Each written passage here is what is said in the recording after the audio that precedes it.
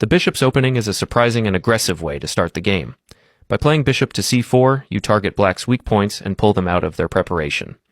In this video, I'll show you powerful attacking ideas to use in your next games. Let's examine the main responses from black. First, consider bishop to c5. If black is unsure what to do, they may simply mirror your development. Here you have a strong and unexpected idea. Pawn to d4, striking in the center immediately. What is the point of this apparent pawn sacrifice? If black captures with pawn takes d4, a natural move but actually a mistake, you unleash a powerful tactic. Bishop takes h7, giving check. On the following move, you continue with queen to h5, launching a dangerous attack against the black king. After black moves the king to capture on h7, you simply recapture the bishop.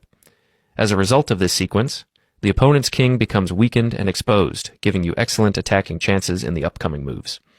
The pawn on d4 is also under pressure, and overall black is already facing difficulties. For instance, if black develops with knight to c6, white answers with knight to f3, increasing the pressure on the pawn sitting on d4. Should black continue with pawn to d6, white has multiple powerful choices. Playing queen to c4 is probably the strongest, but the more challenging and tactical queen to d5 is also an appealing option. This creates a subtle trap. If black tries bishop to e6 to shield the king, you strike immediately with knight to g5, delivering a double attack against both the king and the bishop. This wins the game on the spot. Of course, black is not forced to play these mistakes, but even with more accurate moves, their position is already compromised in this variation. It is simply an incorrect way for black to handle the position. Let's return to the bishop's opening. We already examined the line where black plays bishop to c5, and white replies with pawn to d4, attacking both the bishop and the central pawn. Previously, we looked at the mistake pawn takes d4, but now let's consider black's best reply. Bishop takes d4. Here, white continues with knight to f3, attacking the bishop. Black defends it by playing knight to c6, and now white simply castles. Why not capture the bishop immediately? Because white is waiting for the most favorable moment. At this point, white has two strong ideas. Capture the bishop on d4, and jump with the knight to g5, where, with the support of the bishop on c1, you threaten the vulnerable f7 square. Since these two threats coexist, white can choose the perfect timing for either plan. If black plays knight to f6, which is probably the main and strongest continuation, now is the ideal moment to capture the bishop. When black recaptures with the pawn, white can immediately target the knight on f6 by advancing the pawn forward, and suddenly black's position becomes very uncomfortable. As you can see, the bishop's opening creates many tactical pitfalls for black, and just one inaccurate move can put them in serious trouble. Here's the key point. Black certainly cannot capture that advanced pawn. If they try, white simply plays rook to e1, pinning the knight on f6 against the king.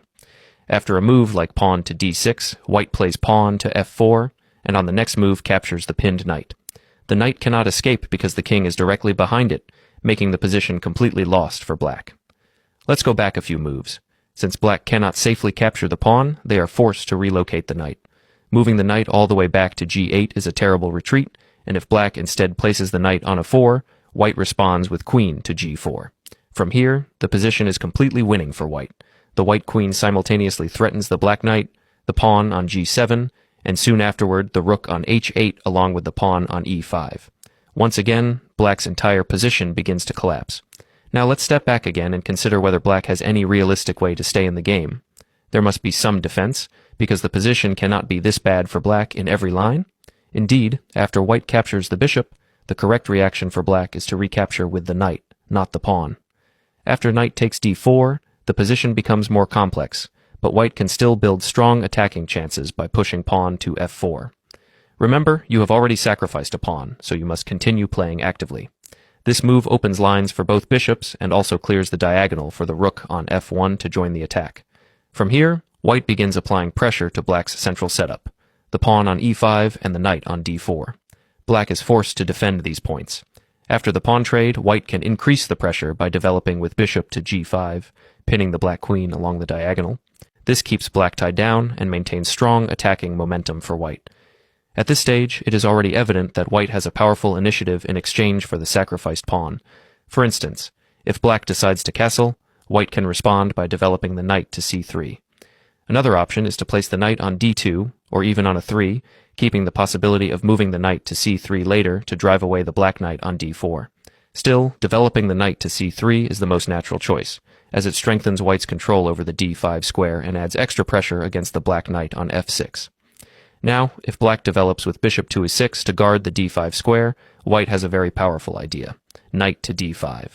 Black may feel relieved, thinking they can capture the knight comfortably, but white plans to recapture with the pawn. Once that happens, you immediately switch to a new attacking idea.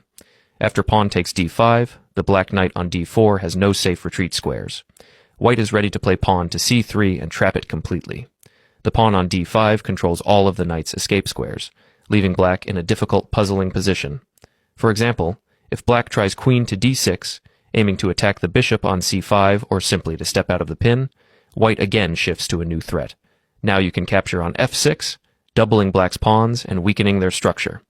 After that, white continues with bishop to d3, building even more pressure against black's position. This sequence shows how flexible and dangerous white's initiative is in the bishop's opening. White now shifts to the most direct plan, attacking the black king. The bishop targets the h7 square, and the queen is ready to jump to h5 and threaten checkmate. In practical play, this position is extremely hard for black to defend. If black incorrectly captures the pawn, white plays pawn to c3, driving the knight away. Once the knight retreats, white unleashes a discovered attack with bishop takes h7, followed by queen takes d5, winning the game outright. Now let's move on with the bishop's opening once again. We return to the starting position and have already analyzed all the natural continuations after black plays bishop to c5. Now we look at another common reply, knight to c6. In response to this move, white has a clever plan, bringing the knight to c3 first. This approach deliberately postpones developing the knight from g1, keeping more flexibility in the position. By not committing to knight to f3 immediately, white retains the option of advancing the pawn to f4, which can lead to a more aggressive stance and rapid expansion on the king's side.